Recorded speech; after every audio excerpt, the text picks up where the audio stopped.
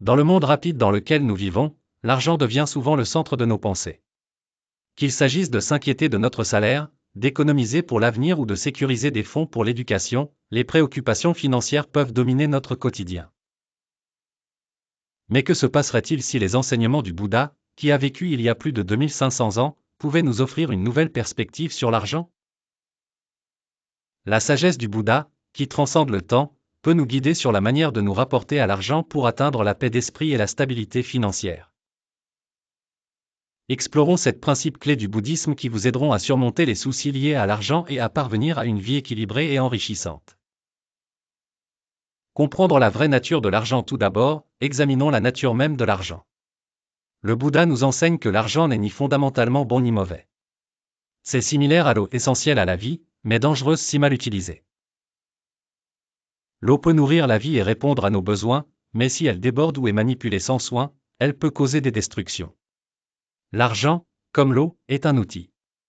C'est notre relation avec l'argent qui détermine s'il nous apporte joie ou souffrance. Dans la société moderne, l'argent est indispensable.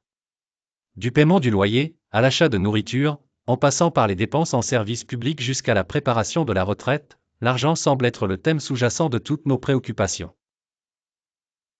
Les enseignements du Bouddha peuvent nous aider à naviguer dans ces soucis sans laisser l'argent contrôler nos vies. En pratiquant la pleine conscience, nous pouvons apprendre à aborder l'argent avec sagesse plutôt qu'avec anxiété. Leçon 1. La clé de la libération, se détacher de l'attachement. Prenons, par exemple, l'histoire de M. Tanaka, chef de département dans une grande entreprise. Malgré un revenu stable, il était constamment préoccupé par le fait de gagner plus d'argent et d'économiser suffisamment pour l'avenir. Il se trouvait à travailler tard le week-end, sacrifiant du temps avec sa famille, et se sentait vidé aussi bien mentalement que physiquement. Cette situation reflète la souffrance qui découle de l'attachement à l'argent. Le Bouddha enseigne que l'attachement à la richesse matérielle est une source de souffrance. Que vous ayez peu ou beaucoup, c'est l'attachement lui-même qui engendre l'anxiété.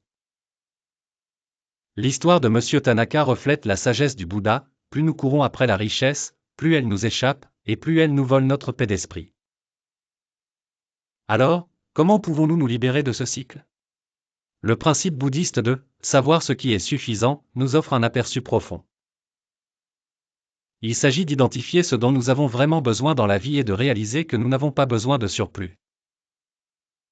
Lorsque M. Tanaka a analysé ses besoins financiers réels, il a réalisé que son revenu actuel était plus que suffisant. En ajustant son état d'esprit et en se libérant de peurs inutiles, il a pu rétablir l'équilibre et la paix dans sa vie.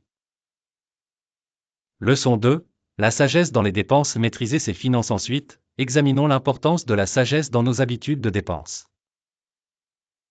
Pensez à l'argent comme à une culture qui a besoin de soins. Tout comme un agriculteur plante des graines, les arrose, et s'assure que le sol est fertile, nous devons gérer nos finances attentivement. Si nous dépensons sans réfléchir ou économisons trop peu, notre santé financière dépérira. Par exemple, M. Sato, un employé de bureau de 35 ans, se retrouvait souvent à court d'argent à la fin du mois. Chaque fois qu'il recevait son salaire, il le dépensait sans trop y penser. Ce n'est que lorsqu'il a fait face à une dépense imprévue qui l'a forcé à s'endetter qu'il a réalisé que ses habitudes financières avaient besoin d'un changement. En même temps que les enseignements bouddhistes soulignent l'importance du discernement dans tous les aspects de la vie, gérer l'argent nécessite de la sagesse. En traçant soigneusement vos dépenses, vous comprendrez où va votre argent et prendrez de meilleures décisions.